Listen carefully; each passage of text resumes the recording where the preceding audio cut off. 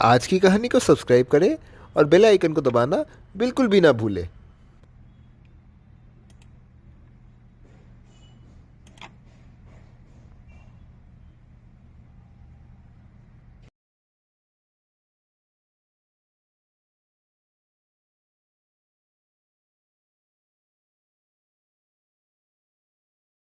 दोस्तों, हमारी पृथ्वी के एक नए पर्व पर आपका स्वागत है। दोस्तों, बहुत दिनों के बाद हम आपसे फिर से रूबरू हुए हैं पृथ्वी से जुड़ी हुई एक और कहानी के साथ। अब तक हमने पृथ्वी से जुड़ी हुई आपदा, एसिड वर्षा, बारिश का होना तथा इंद्रधनुष के उत्पन्न होने के बारे में जान लिया है। आज हम इन बादलों के बारे में जानेंगे। इन बादलों के फटने के बारे में आज हम जानेंगे।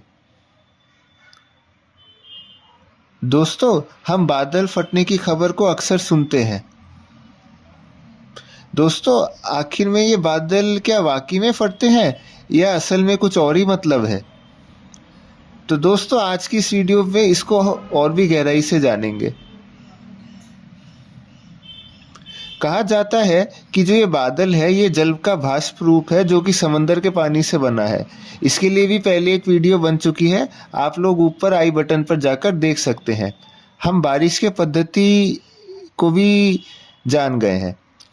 माना जाता है बारिश जब होती है तब एक यंत्र होती है जिसको रेन गॉज कहा जाता है। इसको वर्षा मापी भी कहते हैं। चलिए पहले हम इसको समझते हैं। दोस्तों, आप इस चित्र को पहले देखिए। यही है वर्षा मापी। एक गिलास के रूप में होता है। इस गिलास पर बहुत मार्किंग्स होती हैं। अब दोस्तों, ये जो रेन गॉज है ये खुले स्थान पर रखा होता है ताकि बरसात पर इसका असर नहीं हो पाता है। माना जाता है कि जो वर्षा है जब ये 100 मिलीमीटर तक होती है तब इसको नॉर्मल रेन कहा जाता है।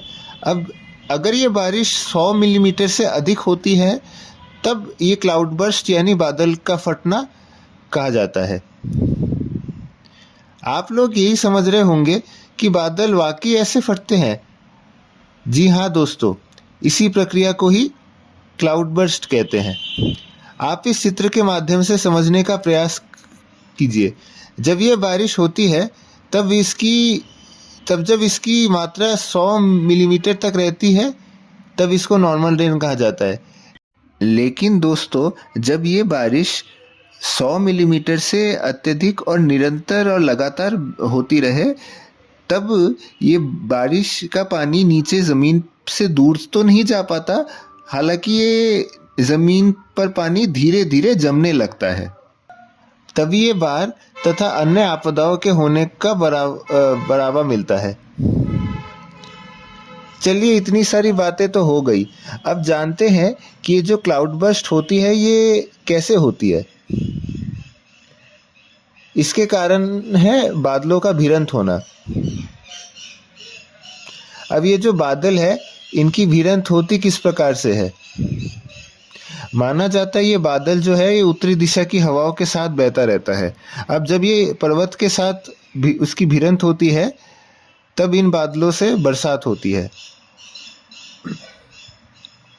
और दूसरा, जब ये बादल जाकर गर्म हवा के साथ जाकर मिलता है तब ये बरसात होती है। अब आप दोस्तों समझ गए होंगे कि ये क्लाउड बर्स्ट कैसे होता है। ये बादल का फटना जो है ये इन्हीं सब कारणों के से होता है। आपको मैं बता दूं कि 2005 में जो मुंबई में बाढ़ आई थी वह असल में क्लाउड बर्स्ट ही था। दोस्तों, ये जो क्लाउड बर्स्ट है इसका फिलहाल तो कोई बचाव का ऐसा कारण नहीं है। क्लाउड बर्स्ट से बचने का उपाय है कि समय समय पर मौसम विभाग से प्राप्त जानकारी को अपनाएं और जब भी किसी पहाड़ी पर भ्रमण करने जाएं पहले टेंट को सुरक्षित स्थान पर ही लगाएं जो कि इस क्लाउड बर्स्ट से कम अवाहित हो, या वैसे स्थानों पर जाकर टेंट लगाएं जहां पर अत्यधिक बरसात होने पर ड्रेनेज के माध्यम से पानी का निकास हो सके। तो दोस्तों, आज आप लोगों ने क्लाउड बर्स्ट यानी बादल के फटने की सटीक जानकारी मैं आशा करता हूं आज आपको मिल गई होगी। इस तरह की वीडियोस जानने के लिए और देखने के लिए आप देखते रहिए आज की कहानी।